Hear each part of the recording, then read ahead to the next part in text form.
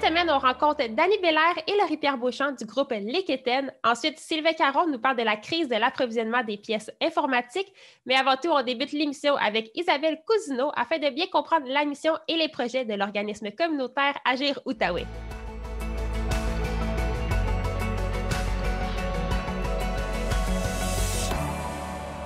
Bonjour Isabelle, merci beaucoup de participer à notre émission et vous venez aujourd'hui représenter Agir Outaouais. Mais c'est quoi en fait cet organisme Agir Outaouais? Bonjour, bien, merci de me recevoir à votre émission. Agir Outaouais, c'est l'Assemblée des groupes de femmes d'intervention régionale de l'Outaouais. Et ce que ça signifie, cet acronyme, c'est que nous, on est un organisme à but non lucratif qui représente toutes sortes d'organismes qui œuvrent dans le milieu de la condition féminine en Outaouais. C'est des maisons d'hébergement, ça va être aussi des centres de femmes, des groupes de soutien, des syndicats, des emplois dans le développement social et économique, des instituts de recherche aussi, qui ont tous pour mission de venir en aide aux femmes. Et on est un espace où est-ce qu'on se regroupe pour essayer d'avancer un petit peu dans la même direction, mais aussi d'aborder les enjeux qui sont spécifiques aux femmes en Outaouais. Donc, ça serait quoi les objectifs derrière les membres qui s'inscrivent à Agir Outaouais? Parmi nos objectifs, on a d'abord de favoriser la concertation des organismes en Outaouais qui travaillent dans le milieu féministe parce que c'est intéressant qu'on travaille chacun de notre bord, mais lorsqu'on travaille ensemble, on est vraiment capable d'accomplir beaucoup plus de choses.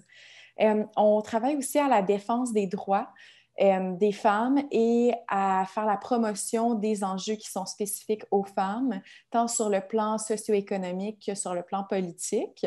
On fait aussi de la sensibilisation et de l'éducation populaire et on est aussi un espace de discussion, de formation, de mobilisation pour les femmes de l'Outaouais, les organismes membres d'Agir et on travaille en partenariat, entre autres, avec plusieurs autres organismes et institutions pour faire avancer la condition des femmes juste ici. On peut vraiment dire que vous êtes un organisme au cœur de l'actualité présentement, mais depuis 1990.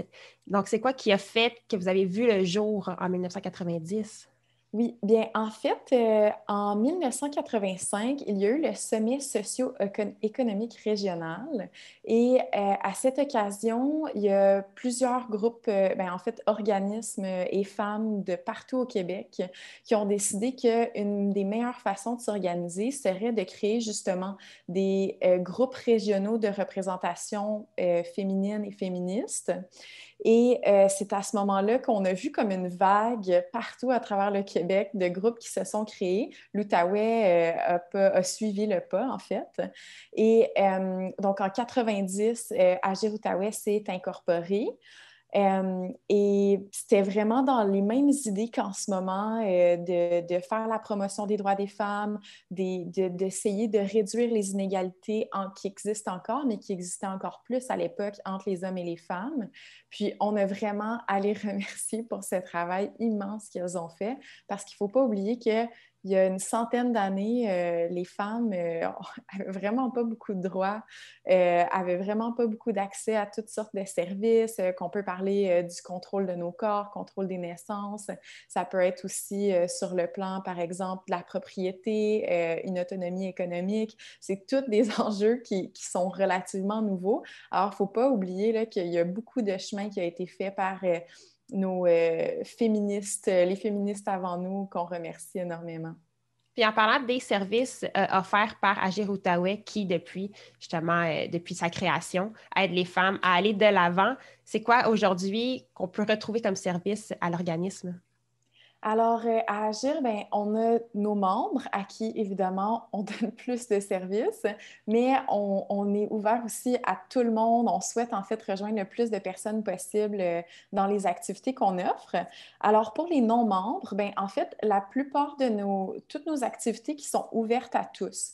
Je peux penser, entre autres, au fait qu'on a fait un rassemblement féministe à l'occasion du 8 mars dernièrement, qui était ouvert à tout le monde. On faisait la diffusion d'un film féministe super intéressant. et on voulait accueillir des discussions sur le progrès qui reste à faire par rapport à la condition féminine. Donc, ce genre d'activité va être ouvert à tout le monde.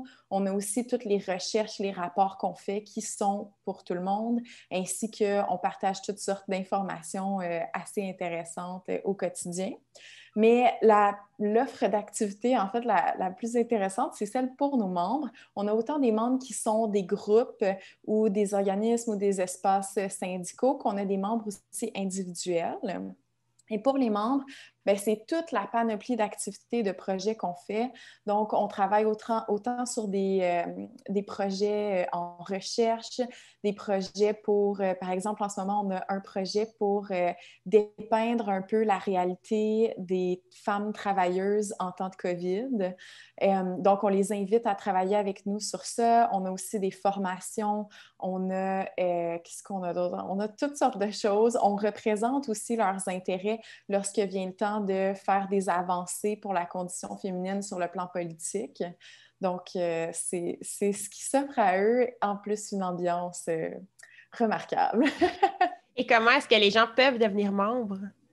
Les gens peuvent devenir membres simplement en allant sur notre site web. On a un petit énoncé qui dit devenir membre et on a seulement besoin de quelques informations. Il y a un coût associé au fait de devenir membre, mais on les invite vraiment à le faire, ça en vaut la peine.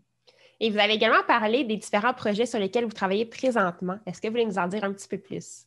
Oui, alors on sait que les élections municipales arrivent à grands pas, ça va être à l'automne prochain et ça fait déjà plusieurs années qu'on fait ce même projet-là qui sert à encourager les femmes à se lancer en politique municipale.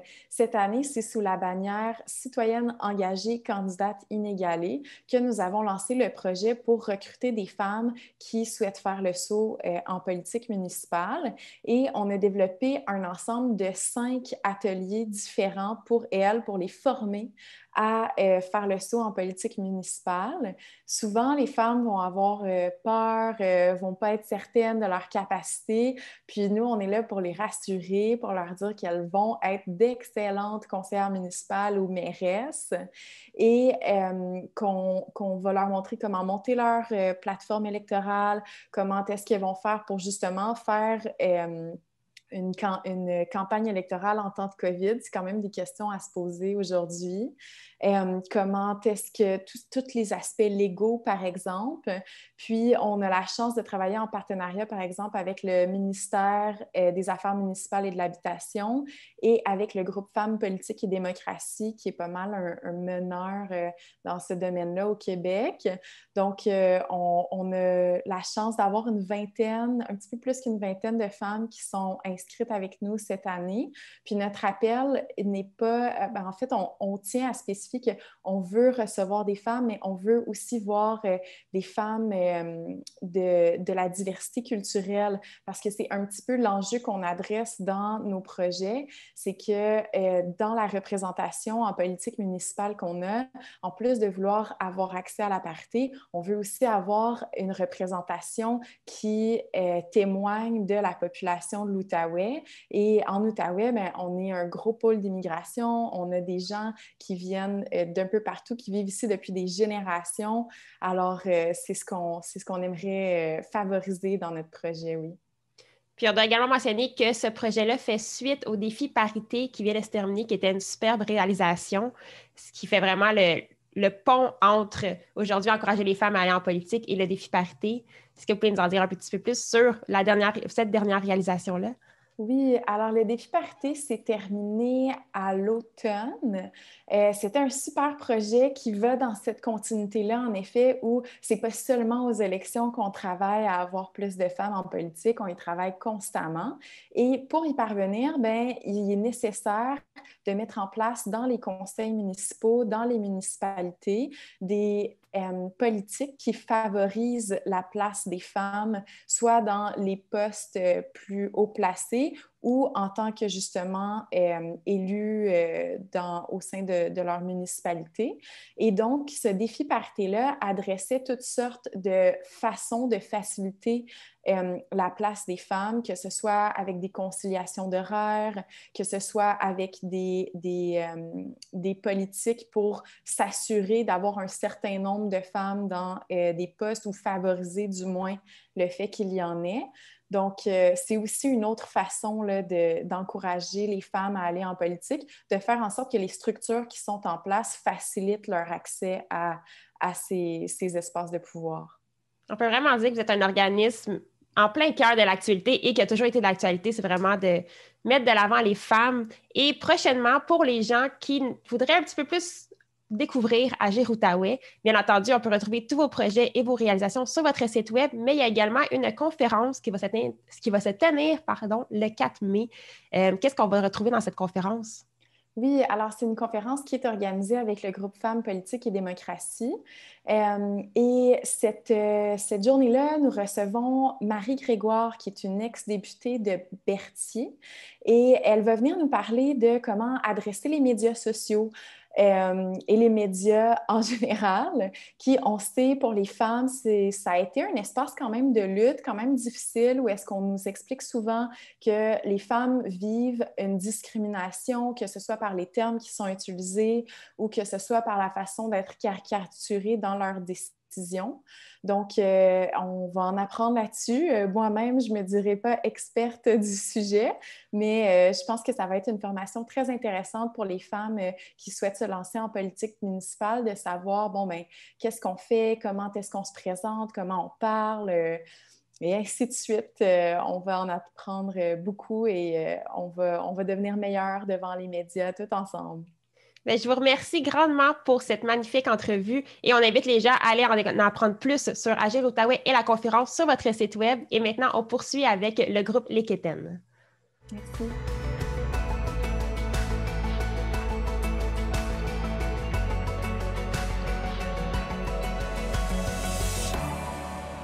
On reçoit maintenant le groupe Les Quétaines et je dois tout d'abord vous mentionner que vous êtes une demande spéciale de notre communauté qu'on a eue sur notre page Facebook de vous recevoir. Donc, merci d'être avec nous.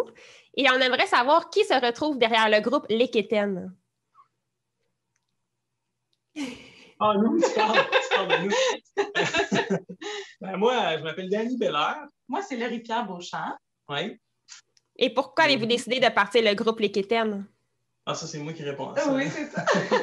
Mais pour vrai, on était un duo, puis on faisait des spectacles, puis on se faisait dire, ah, vous deux, vous êtes... Parce qu'on est un couple dans la vie aussi, on est mariés, en fait. Puis on se faisait dire, ah, vous autres, vous êtes quétaines. S'il fallait qu'on chante une chanson d'amour devant le public, on se regardait, ou tu sais, fait que peu importe, là, ah, vous autres, vous êtes donc bien quétaines, vous êtes donc bien quétaines. On l'entendait tellement souvent.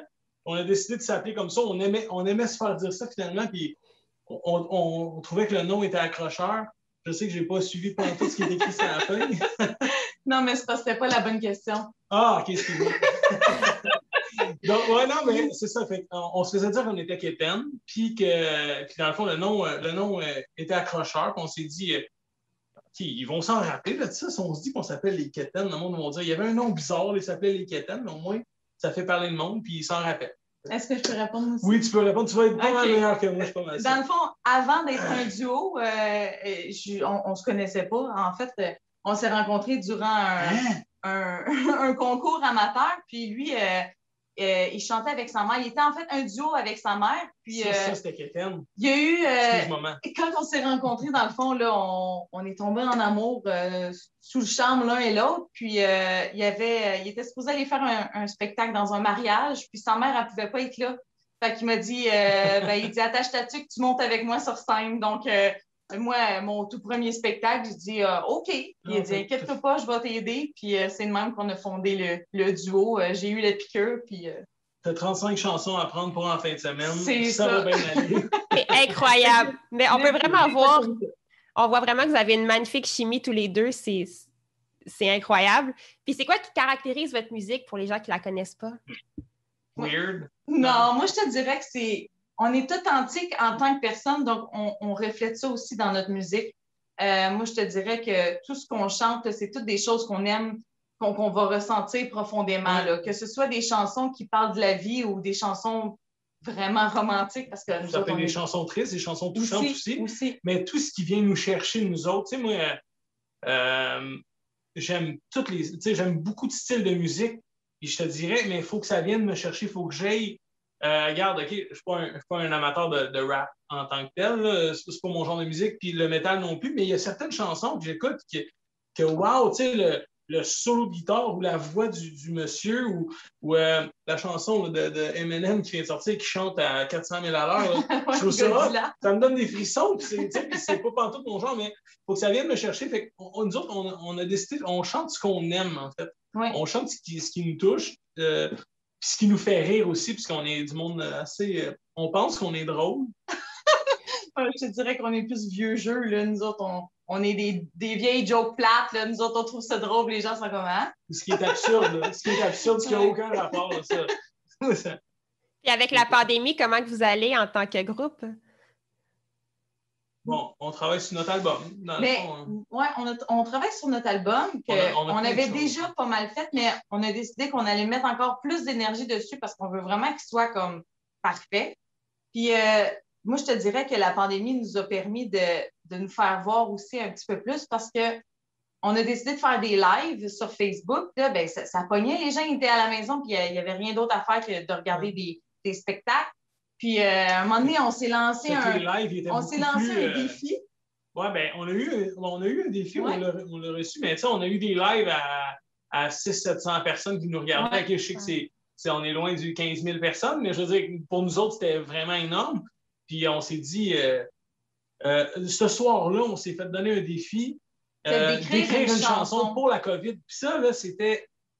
C'est au mois de mars, on est les premiers à avoir sorti une chanson pour la COVID. Oui, dans le fond, c'est ça. Il n'y avait pas de chanson qui s'appelait « Ça va bien aller ». À part après ça, il y en a eu 10 millions. Là, tout le monde est allé d'écouter ça. Mais dans le fond, on a fait un live un jeudi. On s'est fait dire « Revenez dans 2 jours, je vous mets au défi de revenir samedi en live et d'avoir écrit une chanson pour la COVID. Ça va bien aller. » Puis on a sorti ça. Ça avait passé à TVA. Ça a passé à LCN. Puis, wow! Mais félicitations, tout d'abord. Je ne sais pas si vous l'avez entendu. C'est sur quelle plateforme qu'on peut la retrouver, votre musique et votre chanson, ça va bien aller? En ce moment, là, dans le fond... On l'a sur YouTube, puis je pense qu'on l'a sur notre site web. Ça va bien aller sur notre site web, puis même on l'avait mis gratuitement. On pouvait la télécharger gratuitement. Dans le fond, c'était juste... On ne voulait pas faire de profit zéro profit avec ça. On ça. voulait juste inspirer les gens pour qu'ils puissent passer au travers de ça, puis se dire que finalement, oui, ça va se bien aller, on se tient les coudes. C'est sûr que... Fait que sur lesquétaines.com, dans le fond, lesquétaines avec un K puis un S à la fin, .com, on peut la télécharger gratuitement, ça va bien aller. Puis, dans le fond, toute notre musique se trouve là, nos singles se trouvent là. L'album va se trouver là. On peut l'acheter en copie physique ou version numérique. Dans le fond, ça va être disponible. On a un album de Noël qu'on a sorti en décembre aussi. C'est tout vendu. Tout ce qu'on avait en copie physique, on les a tous vendus. Wow. Puis on a eu beaucoup de téléchargements aussi, donc ça, c'est le fun. Puis là, on a des petits projets qu'on va te parler, mais que tu nous poses la question. C'est quoi les projets qui sont à venir pour les Quétaines? Parlant de cette question-là. Dans le fond, l'album, qu'on finit pas de finir parce que c'est à cause du... elle serait déjà sortie, mais on est minutieux, puis on est perfectionniste. Puis moi, des fois, il y a des petites choses que... Tu sais, des fois, là, tu te rends compte, tu t'en rends pas compte tout de suite, puis tu réécoutes la même chanson dans 2 semaines, 1 mois, tu réalises que, oups, ça, j'aurais pas fait ça de même. Ben, à cause du COVID, ça nous permet de faire ça. Puis ça nous permet de changer des choses. Puis on a quasiment assez de tunes pour un deuxième album tout de suite. C'est ça. C'est des super bonnes nouvelles. Oui, c'est ça. Projets, il y avait un projet qu'on avait mis sur pied, puis on n'a pas commencé encore. On voulait à cause du COVID, commencer des capsules. Histoire d'amour. Histoire d'amour. Puis c'était d'aller rencontrer des couples qui allaient nous parler de leur vie de couple, de comment ils se sont rencontrés, parce qu'on est des petits romantiques dans l'âme, puis ça n'a pas pris vie encore, mais c'est encore dans nos plans. On irait rencontrer dans leur maison, ils nous raconteraient leur histoire, puis tout, on aurait des images là-dedans, puis tout ça, mais si vous voulez passer une petite capsule dans votre émission, vous nous le direz. Super, bien justement, À force de parler de votre musique, on va se laisser sur un magnifique extrait qui est de votre extrait, la chanson Je reste là, qui va se retrouver également sur votre album et qu'on retrouve sur votre site internet Les Quétaines. Et je vous remercie grandement d'être venu à notre émission et on vous souhaite une magnifique continuité dans tous ces beaux projets-là et on va certainement continuer de vous suivre dans tous vos projets. Merci encore. Merci de m'avoir reçu. On est encore là, encore debout, encore à s'aimer comme des fous. Je te suivrai au bout du monde, je veux pas manquer une seule seconde. Mes yeux disent oui, mes lèvres aussi, y'a que toi qui compte dans ma vie. Alors prends ma main, que serre-la bien, ensemble on y.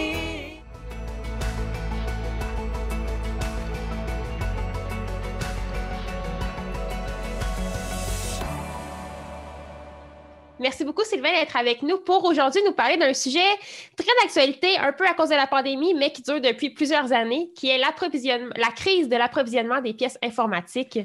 Oui, Stéphanie, merci de m'accueillir sur ton émission. Et puis, on le sait, on le voit, si vous essayez de magasiner un ordinateur ces temps-ci ou au moins des pièces informatiques, c'est quand même assez complexe. Il y a beaucoup de manque de stock un peu partout à travers le monde, je dirais même. Et puis, c'est principalement pour deux sortes de pièces assez critiques pour un ordinateur, surtout quand on veut aller jouer, faire des jeux en ligne. Eh bien, on parle des processeurs et des cartes graphiques. On va commencer avec les processeurs. Donc, il y a depuis, je dirais, une trentaine d'années, une guerre entre les deux principaux manufacturiers, soit Intel et AMD, qui se disputent le rang du « mon processeur est plus fort que le tien ». C'est à peu près ça. Donc, chacun y va de ses coups. Depuis les 20 premières années, il y avait quand même, depuis, je te dirais, les 20 dernières années, c'était Intel qui était pas mal au-dessus. Depuis, par contre, 2014, lors de l'arrivée de Mme Lisa Su, qui est la directrice, le CEO, comme on dit en anglais, de AMD, elle est arrivée et elle a dit « on jette tout ce qu'on sait sur les processeurs et on repart à zéro ». Elle est arrivée avec la série Ryzen, qui est devenue aujourd'hui très populaire, pratiquement à 50-50, ça monte d'année en année. Et donc, ils ont annoncé beaucoup de pièces ces dernières années, beaucoup de nouvelles séries de processeurs. On pense en 2019 à la série 3000 et là, tout récemment, la série 5000. Et on a oublié qu'on était peut-être un peu en pandémie et que les matières premières avaient de la misère à arriver et les produits finis avaient de la misère à sortir. Donc, c'est un peu ça qui cause le problème. Intel vient d'annoncer aussi sa 11e génération de processeurs. Donc, il y a encore une autre génération qui sort, encore d'autres quand peut-être les commandes de la dernière n'étaient peut-être pas encore finies. Donc, il y a vraiment un entonnoir là, en ce qui a trait à la distribution des produits. Puis comment qu'on s'y retrouve pour trouver justement le meilleur processeur? Comment qu'on évalue les caractéristiques des différents? Bien, c'est selon leurs besoins, selon notre besoin. Je dirais que, même on en parle que c'est moins pire du niveau des processeurs parce que, justement, il y a quand même de l'usager et qui est encore très bon. Personnellement, je roule avec une machine qui a près de 8-9 ans. Et puis, elle fonctionne encore très bien pour mes moyens. C'est sûr que si je veux aller faire, exemple donné, de l'édition vidéo en 4K, c'est un petit peu court là, comme machine. Mais pour certains besoins, c'est bien. Et là, en plus, ce qui a quand même joué un peu dans la balance, c'est que là, du côté des cartes graphiques, par contre, c'est vraiment une demande qui a augmenté pratiquement doublé, si ce n'est pas triplé, dans ce qui a trait aux cartes graphiques à travers le monde. Il y a, le confinement. Les gens se sont trouvés à ne pas voyager, donc pas dépenser. Et donc, il y avait plus d'argent. Donc, ils se sont dit, tant qu'à être pris chez nous, on va commencer à jouer. Et donc, là, il y a beaucoup de gens qui sont passés de la console au PC. Et donc, il y avait besoin d'une carte graphique plus importante. Et ensuite, il y en a qui ont dit, on va faire un petit update sans changer nécessairement l'ordinateur au complet. On va ajouter une carte graphique meilleure pour aller jouer à des jeux qui sont toujours aussi demandants. On n'a qu'à penser à Cyberpunk ou encore Flight Simulator qui demande une puissance machine et une puissance de carte graphique assez impressionnante. C'est quand même ironique, par contre, de dire qu'on lance un jeu de simulation de vol d'avion quand tous les avions sont pratiquement cloués au sol. C'est un petit peu l'ironie de la chose. Mais ce qui a comme... je dirais comme facteur premier depuis, je te dirais même plusieurs années, on parle de 3-4 ans, c'est la crypto-monnaie. La crypto-monnaie se sert des cartes graphiques en grand nombre pour justement faire leurs calculs. Et contrairement à ce qui est arrivé dans les premières années de la crypto-monnaie, c'est que, bon, il y avait un peu monsieur, madame, tout le monde, se bâtissait des machines, prenait 7, 8, 10 cartes graphiques. Mais là, ce sont des corporations qui sont intégrées dans le domaine de la crypto-monnaie. Et là, eux autres demandent une quantité phénoménale et ils ont beaucoup d'argent. L'argent parle, hein? Donc, c'est eux qui principalement vont drainer tout ce qu'il y a en termes de cartes graphiques. Et puis, on ne s'attend pas à ce que ça fasse comme en 2018 et qu'il y ait comme un genre de crash de ce monde-là, de la crypto-monnaie. Ce qui est arrivé, c'est que là, après, en 2018, après le crash, eh bien, tout le monde se débarrassait de ces cartes graphiques-là. Et il y a eu un afflux assez important dans les magasins et dans les magasins de revente sur eBay, sur Facebook Marketplace et compagnie. Tout le monde voulait se débarrasser de ces cartes graphiques-là qui étaient devenues non nécessaires. Pour les gens qui ne savent pas, c'est quoi la crypto-monnaie? Qu'est-ce que c'est? Eh bien, en fait, c'est de la monnaie qui s'échange sur Internet. Et il y en a plusieurs. On n'a qu'à penser au Bitcoin, qui est comme un peu le plus connu, mais il y en a d'autres qui commencent à émerger. Et c'est justement pour faire ces transactions-là de crypto-monnaie, eh bien, les cartes graphiques, c'est ce qui est le plus souhaité parce que c'est des millions de calculs, c'est rapide et on peut en mettre plusieurs enlignés à la ligne de l'autre. Comparativement au processeur, c'est un petit peu plus difficile à intégrer là, plusieurs processeurs sur une même machine et c'est plus cher aussi. Donc là, il y a vraiment cette demande-là qui a été là. Est-ce qu'on a des moyens de solution? Oui, il y en a. Le premier, je dirais, c'est peut-être attendre, se contenter de ce qu'on a et puis peut-être se réserver un peu d'argent. Mais si on a vraiment besoin d'une machine, là, on peut se retourner vers les grands fabricants qui, eux, sont capables d'aller chercher des grandes quantités de cartes graphiques pour mettre dans leur machine. Souvent, ils vont même avoir leur propre design. Et donc, ils vont pouvoir se permettre de juste acheter le processeur, de faire le design par une autre compagnie. Et justement, pour l'approvisionnement, c'est un petit peu plus facile. Mais encore là, eux aussi peuvent subir ce genre de perte d'approvisionnement de ces certains processeurs-là.